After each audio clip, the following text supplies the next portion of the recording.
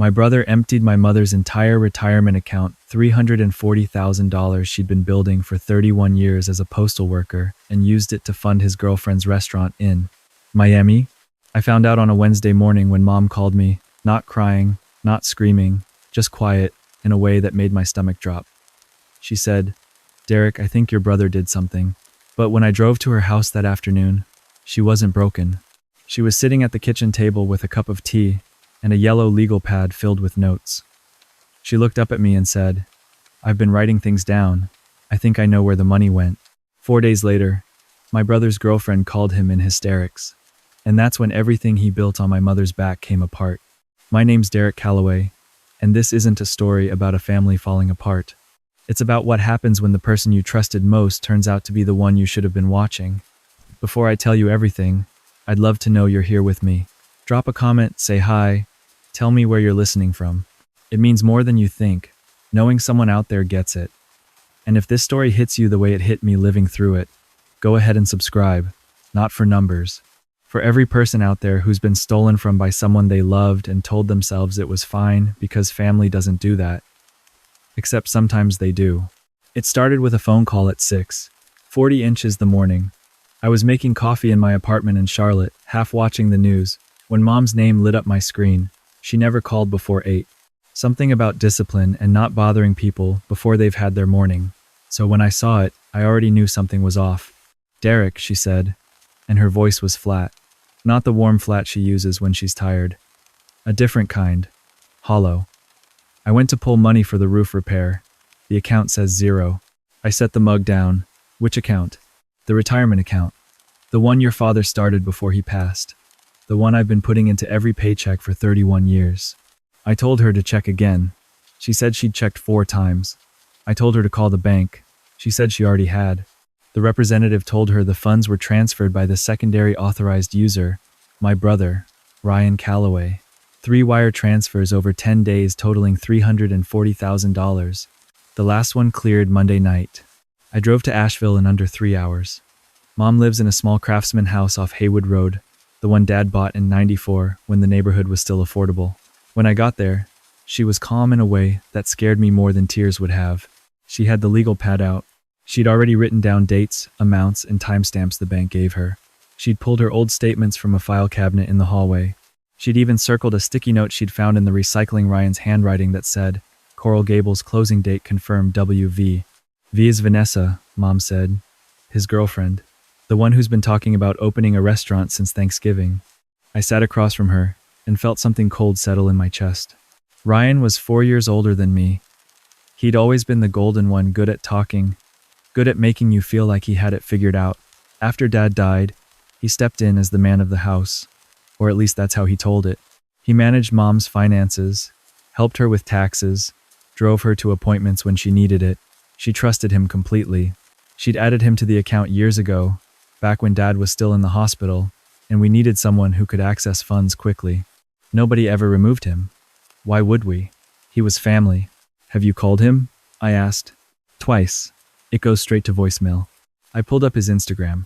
The last post was from 5 days ago, a boomerang of a champagne glass clinking against another in front of a neon sign that read Velvet Coral. The caption, "Almost time. Big things coming." Vanessa was tagged. She'd reposted it with 3 fire emojis. I scrolled further. Photos of a restaurant build-out in progress. Exposed brick, custom tiles, imported light fixtures. A tagged location, Coral Gables, Florida. There were contractor invoices visible in one photo if you zoomed in close enough. The amounts were staggering for a first-time restaurateur with no savings. "He's using your money to open Vanessa's restaurant," I said. Mom nodded slowly. "I know." She turned the legal pad toward me. She'd already mapped it out, the timeline, the transfers, the Instagram posts that matched deposit dates.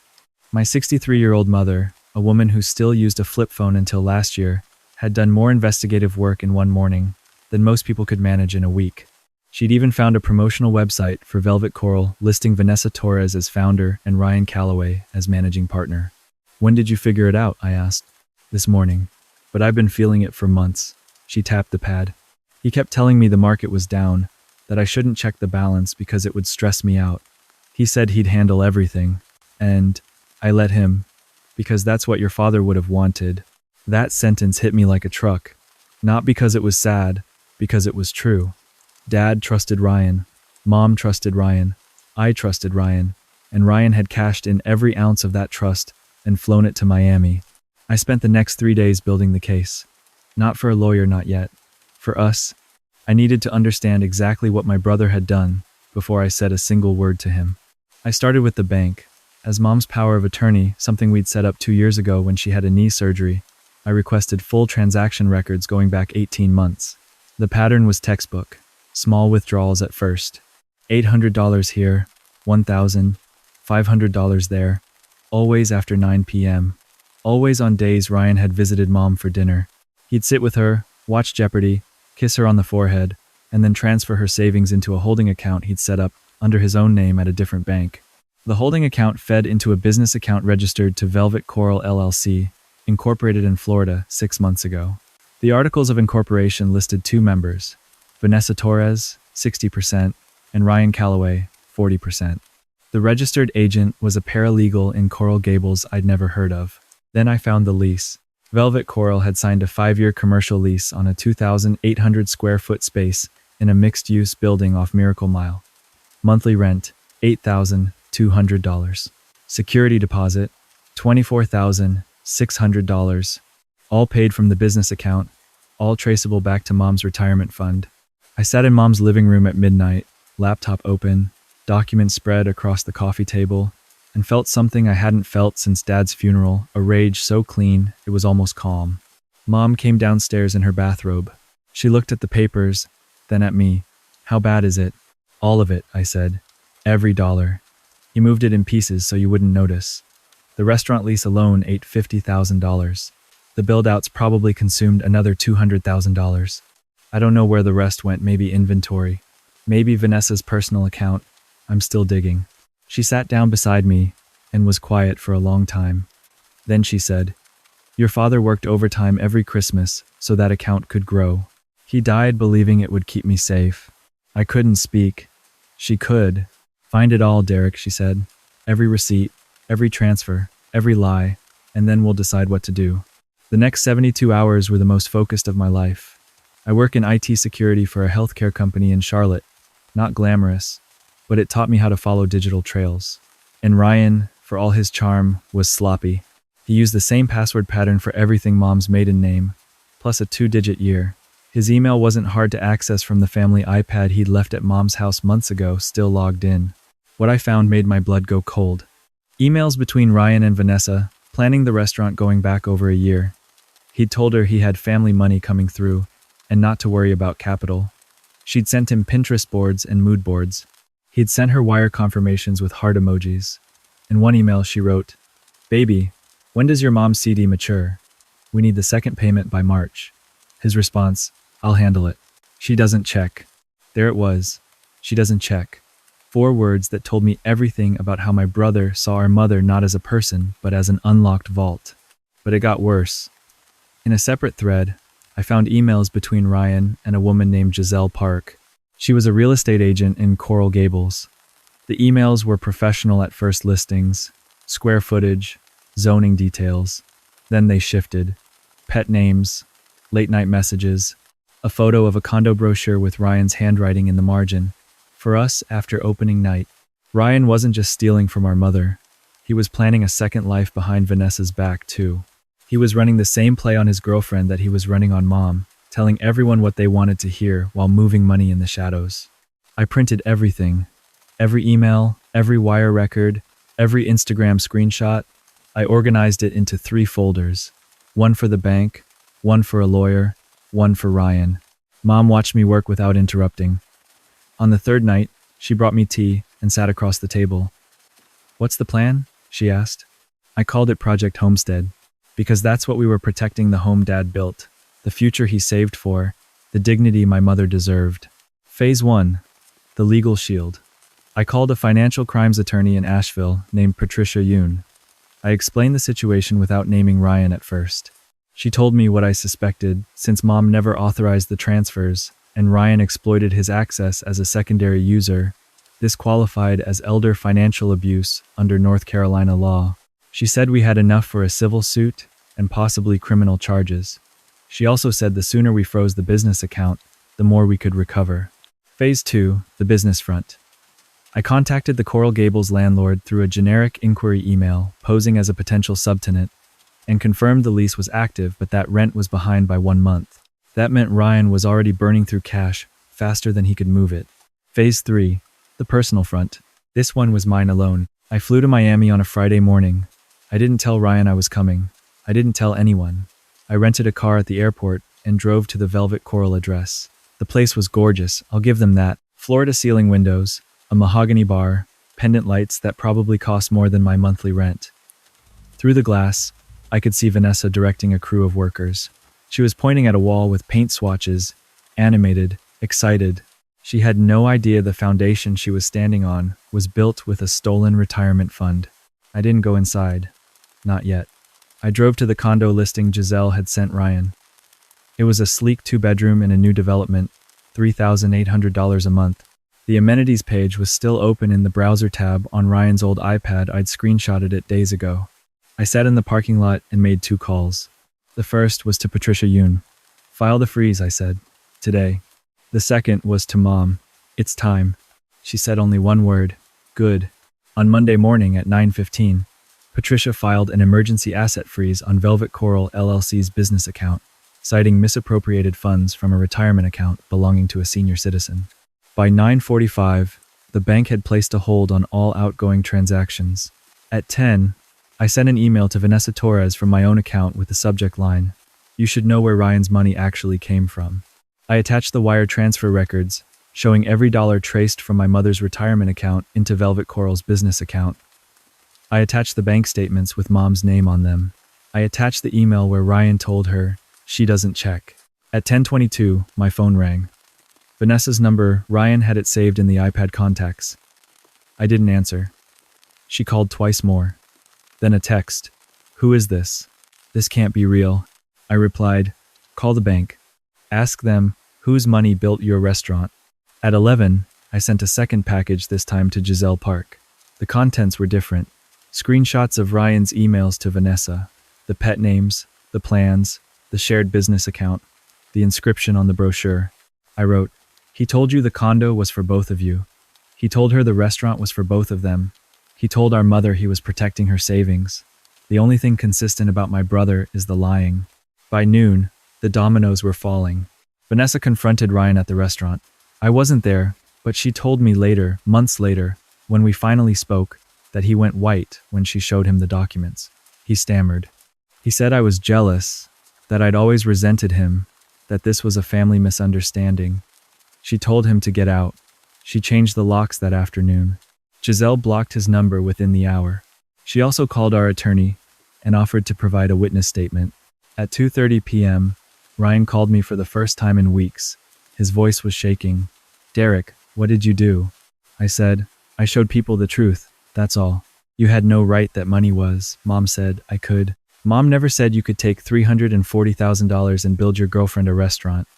You know that, I know that, and now a judge is going to know that. He was quiet for a long time. Then, quieter than I'd ever heard him, I was going to pay it back. With what, Ryan? The restaurant that just lost its funding? The girlfriend who just kicked you out? The side piece who's now a witness? He hung up.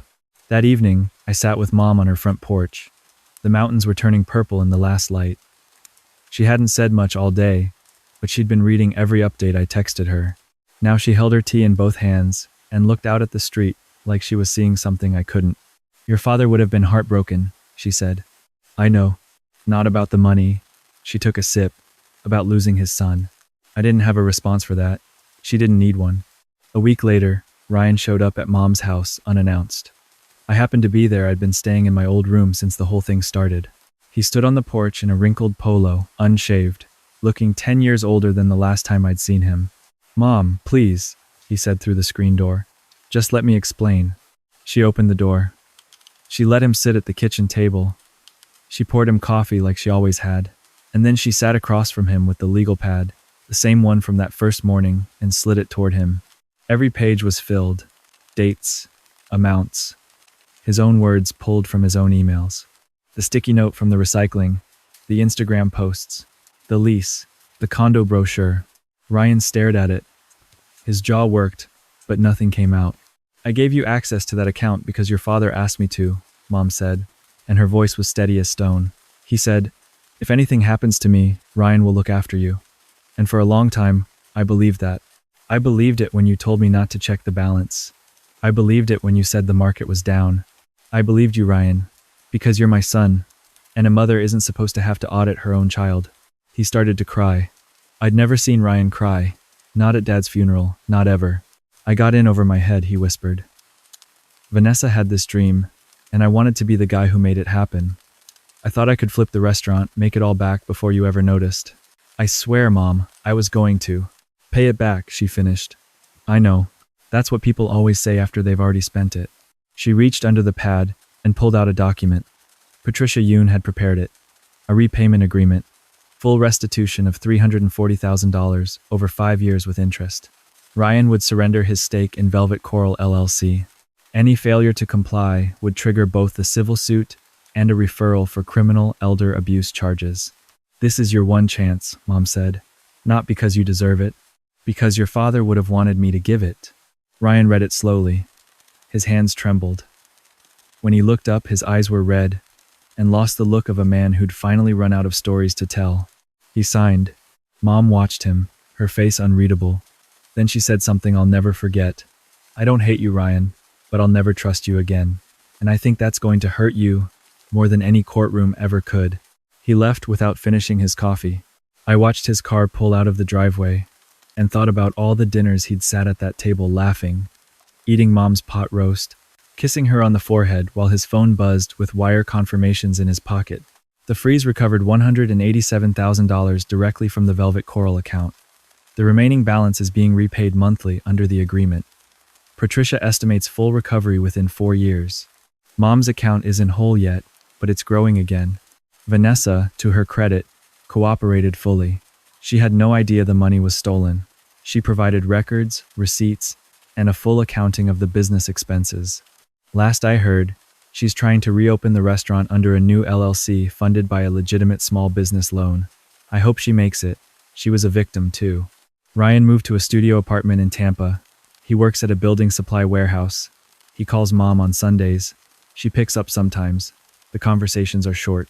3 months after everything settled, Mom asked me to come over for dinner.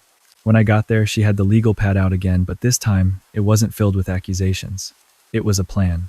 She wanted to start a small fund at the local community college, the Callaway Assistance Fund, for students who'd lost financial support due to family circumstances. Not a lot, she said. Just enough to tell someone that what happened to them doesn't have to be the end. We filed the paperwork on a Tuesday. The notary stamped it, and Mom signed her name in the same spot where Ryan had signed his weeks earlier. But this time, the ink felt different, not like an ending, like a door opening. A few weeks ago, I got a text from an unknown number. It was Ryan. It just said, "Tell Mom I'm sorry. Tell her I'm trying." I read it twice. I didn't reply right away. I sat with it the way you sit with a bruise, aware of it, unsure how much pressure it can take. Eventually, I forwarded it to Mom. She read it, set her phone down, and said, "Trying is what you do before you take the money. After, you just owe." She went back to her tea. The mountains outside her window caught the last of the sun, the same pale gold they've always been. The house was quiet, the fund was growing, and somewhere in Tampa, my brother was learning the hardest lesson any person can learn, that the people you betray don't stop loving you, they just stop believing you. And that silence, the one where no one asks how you're doing because they already know the answer, that's the one that follows you home every night. Sometimes I sit on Mom's porch and think about what justice actually looks like. It's not dramatic, it's not cinematic. It's a 63-year-old woman with a legal pad and a cup of tea who decided she wasn't going to be a footnote in her own son's ambition. It's a stack of documents that told the truth when a person wouldn't. It's a fund at a community college that turns theft into something useful. If you're listening and you've been through something like this, someone you loved, treating your trust like a blank check, I want you to know something. You're not stupid for believing them. You're human. The shame belongs to the person who spent your faith, not the person who gave it. And if my story moved you, hit subscribe or share it with someone who needs to hear it. Not for me. For every mother, Every father, every person who ever checked their balance and felt the floor drop out. Because the worst part isn't the money. The worst part is the quiet after, when you realize the person who was supposed to protect you was the one you needed protection from. Thank you for being here. It makes the silence a little easier.